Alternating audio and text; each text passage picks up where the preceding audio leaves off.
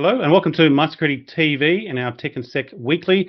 My name's Chris Cubbage. I'm with MySecurity Media, and today we're going to be looking at aerospace and space, looking at drone detection. And AVCRM and Department 13 have integrated a compliance and risk management platform with the Department 13 drone detection system. So we're going to be joined by the CEOs, Jonathan King, who is with AVCRM, and Lee Croft, CEO with Department 13.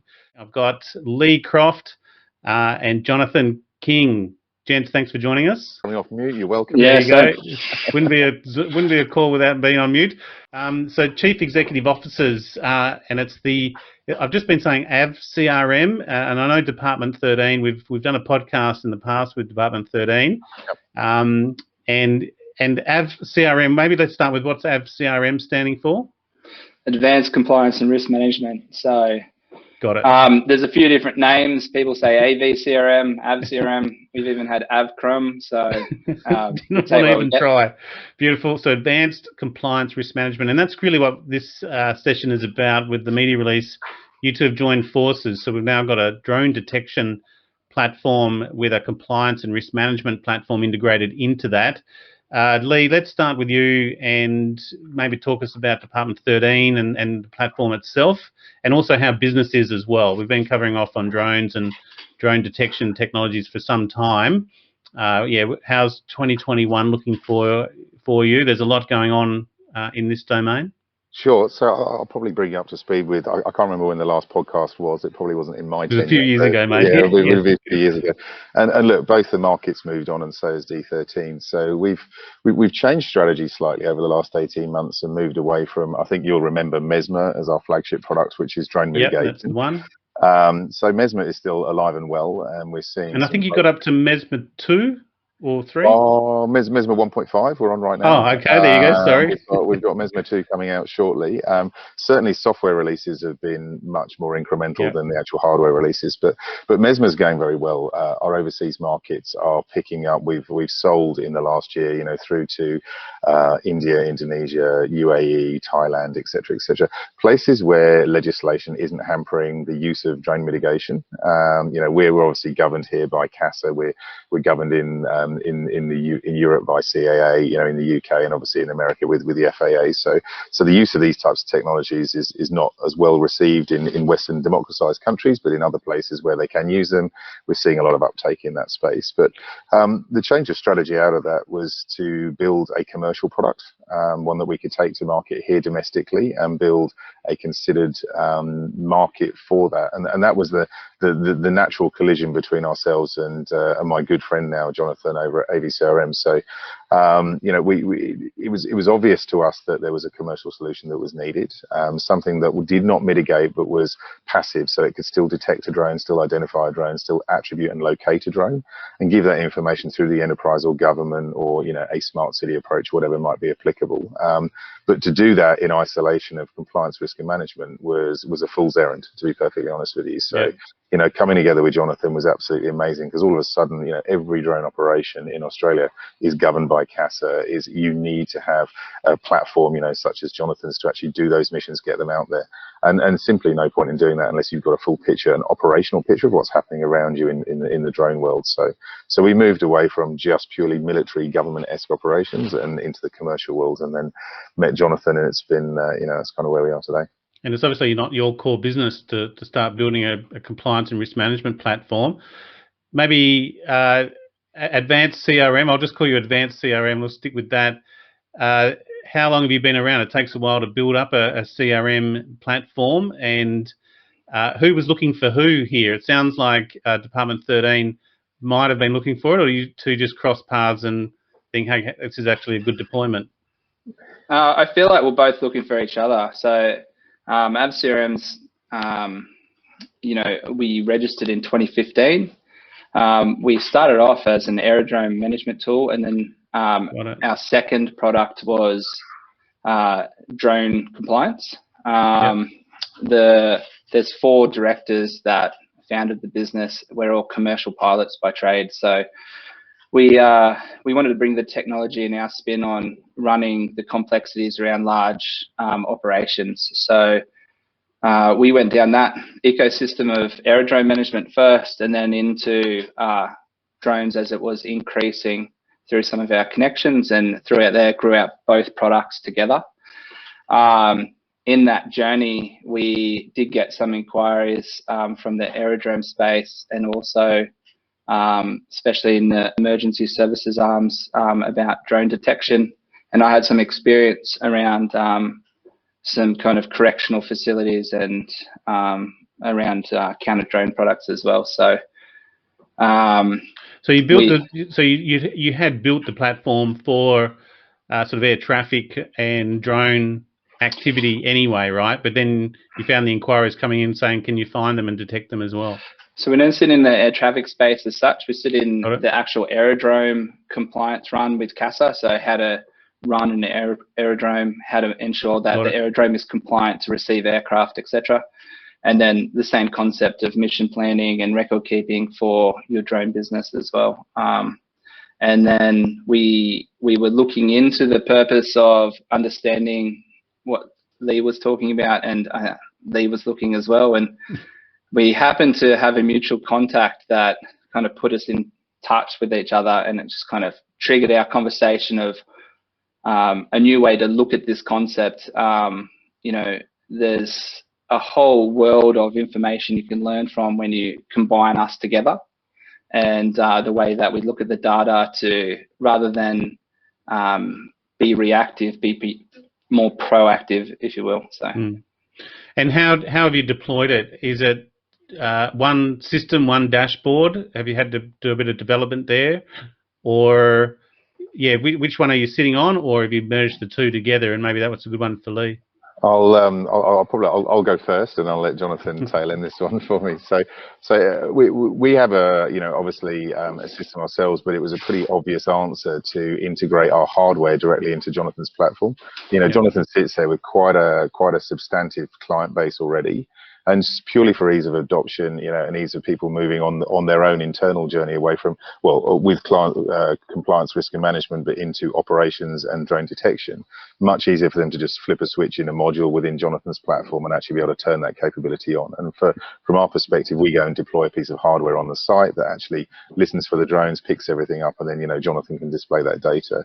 His way of doing it as opposed to ours, and I guess you can probably imagine this. We had a very product focused around ours. Let's deliver some views of drones and how things work out to our customers, and that's okay for some markets. But the market we're talking about with Jonathan, and why we've come together, he's got a very operational, rich context around how drones are used, why they're used, the compliance, the record keeping, the mission management, the replay of data, all these types of things that simply aren't available. And I don't have the resources to go and build that type of product out. So we effectively handed the keys to Jonathan. We've taken the first step, which is Dial, so our passive product, and we've just started the journey with Mesmer as well. So we'll give Jonathan the keys to our mitigation product, because we see time and time again in every conversation that Jonathan and I have with a client, it's all around critical national infrastructure. They want to get on the journey to mitigation. They really, really do. They have to.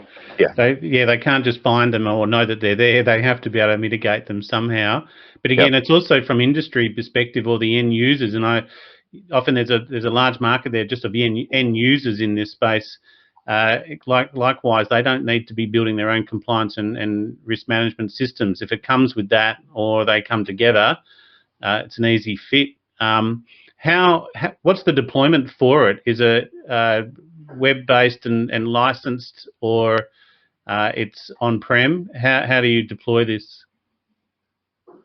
So it depends on which arm they come from, but we're authenticated through an API. So it would be the same as if they were to purchase their drone detection system from Department 13 and get the standard product. Department 13 would then authenticate into us, and then that module would then turn on through that authentication. So it's really quite simple. It's controlled by the hardware side from Department 13 of what the user license agreement is through the technology into us. So. And how have you adapted this for different countries? Lee mentioned you're in various markets. Was there much adaptability from the compliance perspective? Because of ICAO, it makes it quite simple. So we're more focusing at this stage on the critical infrastructure, and then in Australia we are jumping down a little bit of emergency management trials, and looking at your operational airspace for safety case reasons. So not the big brother approach. It's more we have a situation at hand. Let's check our airspace before we launch our mission. We're planning our mission in AVCRM already. What does it look like? It's just another risk factor to tick off that, yep, it's clear, or no, it's not clear.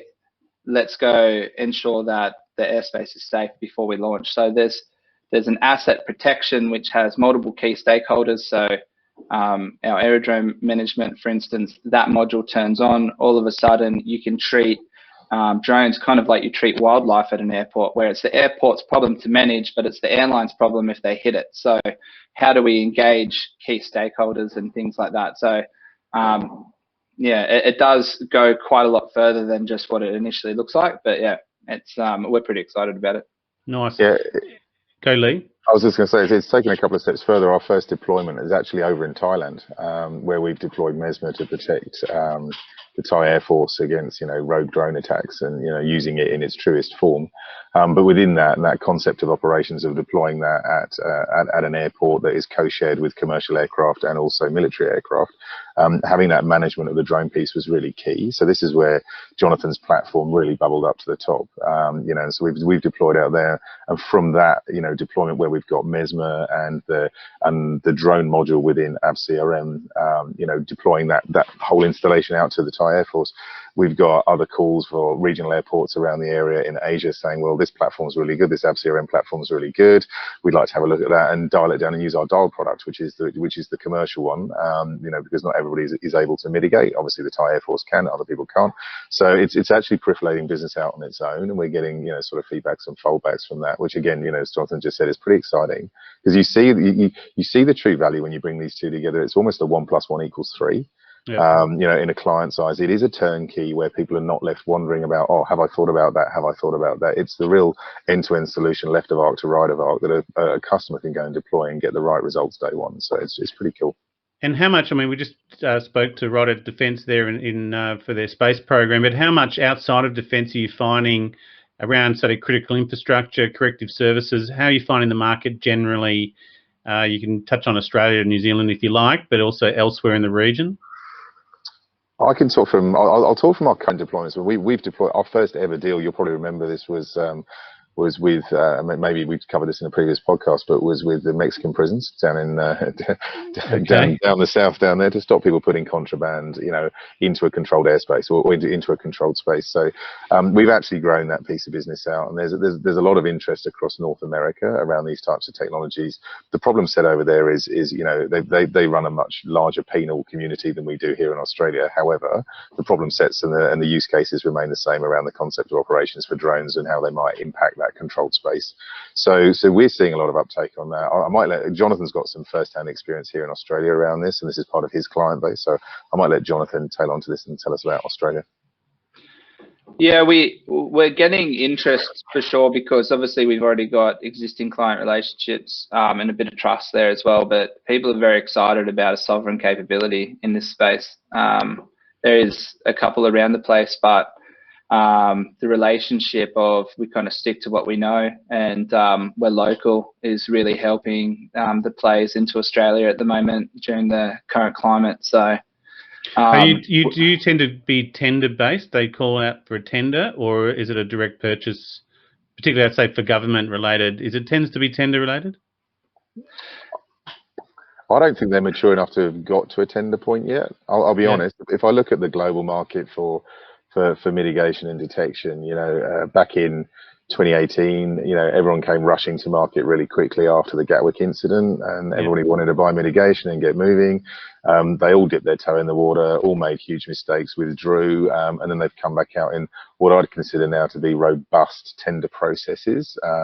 But they're just coming to fruition across the globe now. I don't think Australia's at that point from a governmental perspective to do that. I think there's a huge opportunity, and certainly Jonathan and I are having direct conversations with, you know, partners, large partners that provide services into that space around how we can capitalize on that, you know, and deliver those services through in shorter time rather than going through a governmental process. Because, you know, if there's existing contracts there, the uplift for these types of technologies is not onerous to actually deliver these capabilities out on a domestic level. So the key really for us as two organizations is having, we're both Australian organisations now. Department 13 is now Australian. You know, it's that sovereign capability, the sovereign build, to be able to be the ability for us to react and be nimble to the different concepts of operations and use cases and deliver different things. So emergency services, we went and built a portable unit within 2 weeks so that we can meet that use case. So we can do a lot more in country, which provides a lot more capability uplift for Australia. And I suppose they do probably want a proof of concept first, just to work out what that capability, as you say, that maturity of knowing what the capabilities are, and then some of the business cases or the use cases just for drones, but also drone detection as well. How much are you working with CASA? Have they reviewed this, approved this? Does it require approval? What's sort of the regulation around that? I imagine, Jonathan, you're right across that. Yeah, so it's realistically, Lee sits in that space more than we do because obviously it's his hardware, but, you know, I would say it's less CASA and more ACMA and Securities Act due to its frequency scanning at the end of the day. So as soon as you're tampering, so your mitigation, your mesmers, you're encroaching into the whole CASA space. But before that, you're more monitoring frequencies and and looking at members of the public. So yeah, there's two sections to it, and Lee spends his days dealing with those headaches. Yeah, look, John's spot on. You know, ACMA is, we've been through the process with Dial, the commercial product, because it just listens, we're not transmitting, so therefore it's much easier to break ground with that one. So we've got that through, and that's now accredited for sale here in Australia. So that was a tick in the box. That arrived with us just prior to Christmas, actually. So that was a great leap forwards for us in terms of how we can approach the market. We have kicked off the journey with Mesmer. In fact, I had a call with ACMA this week around Mesmer and that type of technology, and there is an appetite for government to help support ourselves and particularly the way that we do drone mitigation with protocol manipulation, because it can provide a safe outcome. Governments do like that, and it provides a known outcome. Governments do like that, so there is an appetite for them to work with us. And also Jonathan, and then we have a customer in the wings that we're in discussions with that could prove to be groundbreaking for us if we can join the dots and get those three conversations happening in tandem. So watch this space on that one, but you might see some movement on the Mesmer side as well with ACMA in the coming months. Interesting. And what's the limitations? I think Professor Blaxland from Australian National University just tweeted out yesterday he's doing a drone project on where drones are and their capabilities and the like. What's the limitation on what you can detect, or are the drones that you can detect identified as well? Like, does the market or do you announce who you can identify? Maybe just talk us through the detection process, because I definitely get the compliance and risk management approach on operating drones and the like. But yeah, where's the product at and the capability as to the general market available drones that are out there? Okay, so let's go back to probably I'll take you back to basics. So we do protocol manipulation. So we are not a kinetic kill for drones. We're not a jamming technology. We're not any of those. So we effectively we demodulate the RF signal between a drone and its controller. We turn that into ones and zeros, and we inject ourselves back into it. So that means that we have to be a library-based system, and the drones within our libraries are put into our library via several mechanisms, and we have a constant body of work and a constant team of people working on looking at which new drones are coming into market, which ones are going to take over the market. So, you know, DJI has a great footprint right now. Skydio is coming on. What's going to happen with Skydio, et cetera, right? So we focus on, you know, the drones, the large-scale drones that are coming into market, certainly the consumer drones, and we enter those into the library. Once they're in there, we've got a few things that we can do. So there's different stats on this depending on the way you look at it, but detecting drones is pretty easy. We detect most of the market. Okay, identifying drones, and this is taking a drone down to effectively its MAC address, i.e. like an IMEI on a mobile telephone. So knowing the specific drone within a swarm, for example, or the specific drone within a fleet, etc., etc. So those two are quite simple to pull out of a drone when you've injected yourself in the protocol. Then comes, attribution, which is again another library based. If we know that we've detected a DJI Mavic, then we know what it's capable of doing. So again, that can get pulled through and delivered out to the client. Then we get location. Two ways to do that. We've got either we can suck the data directly out of the communications between the two and use the GPS signal from the drone, or we've got angle of arrival, which will actually give a bearing on the drone and be able to pull things around on that. Typically, we see location, used quite heavily in military circumstances, obviously to slew other systems, because we're not a silver bullet. Other systems come around like kinetic kills, etc., etc. So those four things are available, and then within that, we've got the mitigations that we can perform on a particular drone. So land in place, go to a safe place, return to home, disable audio, disable visual, etc., etc., etc. So can you find out where the controller is? Yes, if it's available, yes, we can. Some do, some don't. It simply depends on the data that these things transmit, to be perfectly honest with you. So there are, a few of the controllers out there that we can do, and that's really useful in circumstances where you've got somebody, not necessarily, a bad drone, but a nuisance drone that's in the wrong space. We can also detect the controller or get a line of bearing on the controller. You can send somebody out and say, hey, mate, can you land your drone?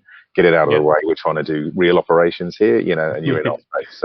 So where we can, we do that and we meet that use case. But not every drone is constructed the same. Not every controller is constructed the same. So again, this goes back to the body of work, and we're always going to be, a couple of degrees behind the 12 o'clock hour.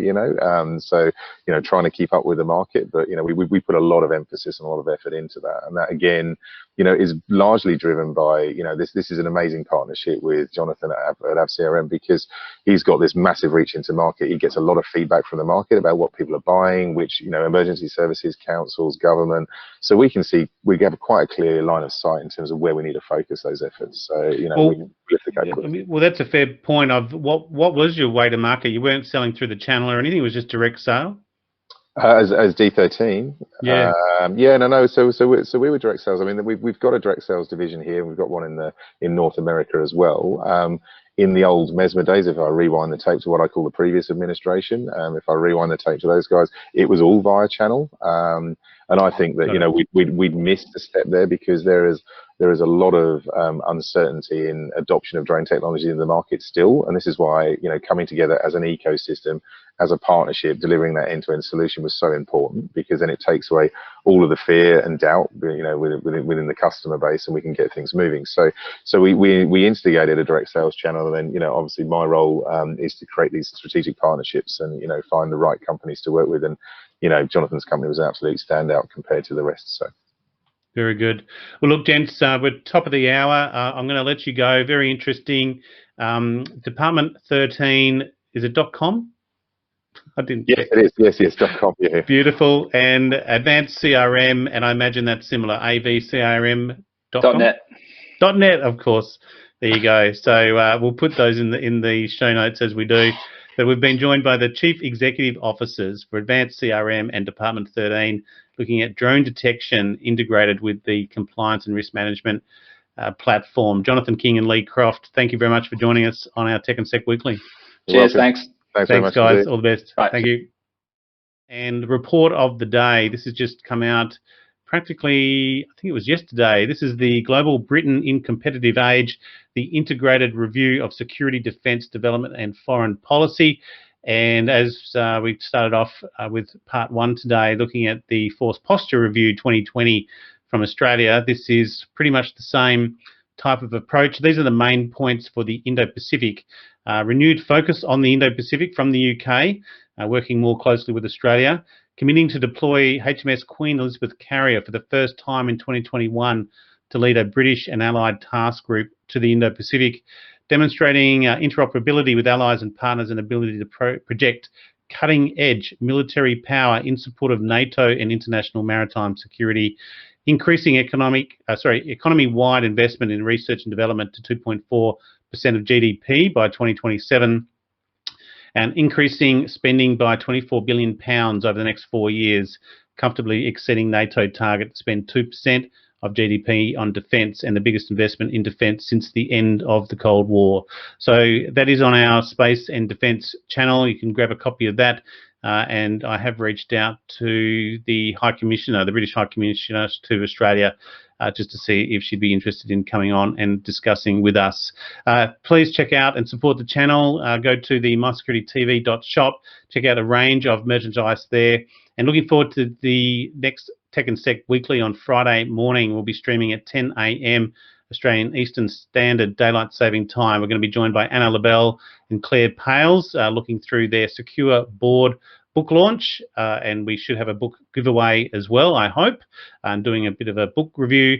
And then we'll be joined by Lani Rafferty, the Regional Director with Clarity, and looking at the smart meter, particularly the Schneider Electric. Clarity have identified a couple of vulnerabilities and exploits in the Schneider Electric smart meters. And Lani is well known here in Australia on IoT security and vulnerabilities, so looking forward to that. So that's it from us at the Marketplace. Enjoy the rest of your afternoon. Thanks for joining us on our Tech and Sec Weekly.